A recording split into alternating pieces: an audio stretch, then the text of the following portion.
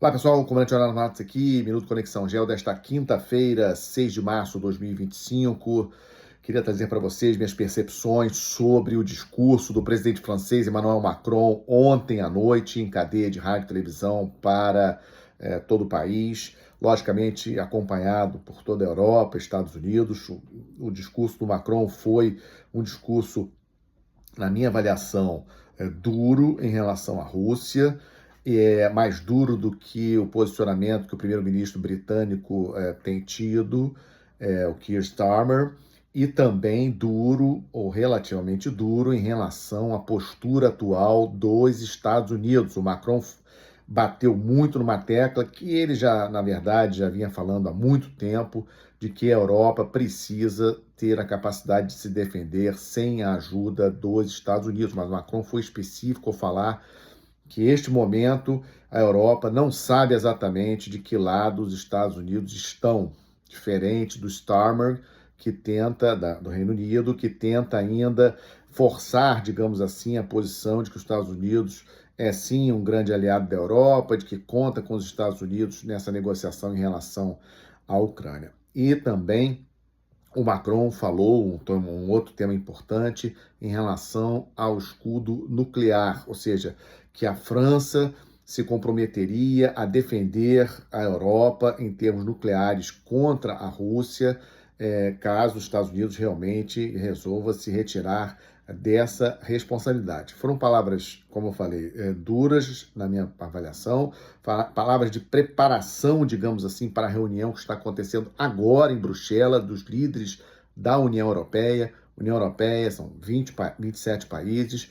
Em função disso, o primeiro-ministro do Reino Unido não está participando, como vocês sabem, o Reino Unido não participa, não é mais da União Europeia. O presidente Zelensky da Ucrânia chegou já para a reunião, está participando também na reunião.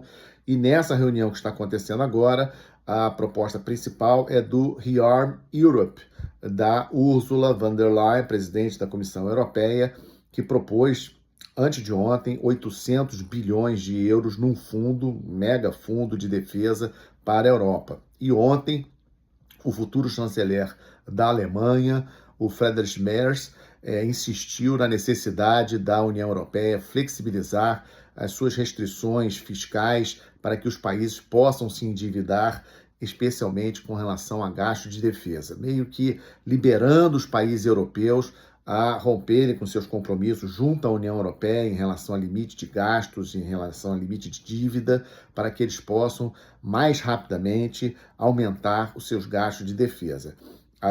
O Reino Unido, o Starmer já tinha se comprometido na segunda-feira a aumentar até 2027 o orçamento de defesa do Reino Unido de 2,5% para 2,7% e acho que poderá chegar a 3%. Em relação à Europa, a coisa é mais complicada, mas já estou escutando 3% como proposta de elevar 3% do PIB, como proposta de elevar os gastos de defesa da Europa.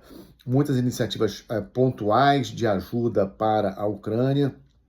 E última notícia para vocês: ontem saiu a confirmação de que os Estados Unidos também interromperam a ajuda de inteligência para a Ucrânia. Isso é muito sério, porque a Ucrânia, até em termos, eu já tinha falado para vocês que na segunda-feira os Estados Unidos tinham interrompido o fornecimento de armas para a Ucrânia, inclusive armas que já estavam na Polônia para serem levadas para dentro da Ucrânia. Para vocês terem uma ideia, cerca de 3 bilhões de dólares em armas que tinham sido já autorizados no governo do Biden. Aliás, esse é um ponto importante.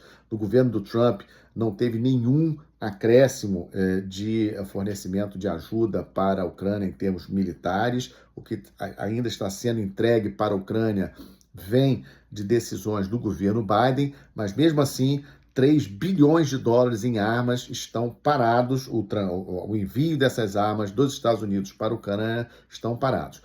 Todos os observadores militares que consultei, que li hoje e ontem, agora de manhã e ontem, estimam que Em termos militares, a Ucrânia até consiga, sem essa ajuda militar, se essa ajuda militar dos Estados Unidos realmente parar, ela consiga se manter 2, 3 meses no combate, mas está preocupando muito os analistas de defesa europeus em relação à questão de inteligência. Sabemos que os Estados Unidos têm uma rede de satélites, uma rede de inteligência muito importante, e isso, obviamente, ajuda demais a Ucrânia nos seus ataques que ela tem realizado com drones, especificamente dentro do território russo, contra instalações de infraestrutura da Rússia, e também para a própria Ucrânia se defender contra eventuais ataques russos. Os ataques russos prosseguem diariamente, mas tendo ao seu lado a inteligência dos Estados Unidos, a parte de comando e controle, a parte de controle de espaço aéreo, ou seja, de enxergar o que está acontecendo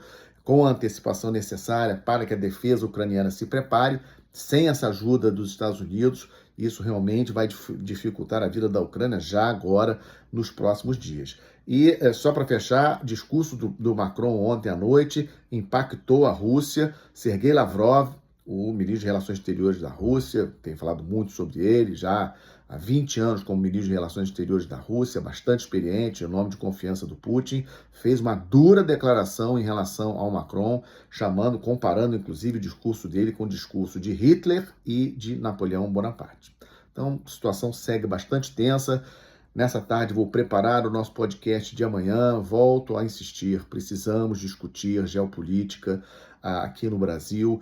Nós não podemos estar enxergando o que está acontecendo no mundo como se fosse um filme de streaming.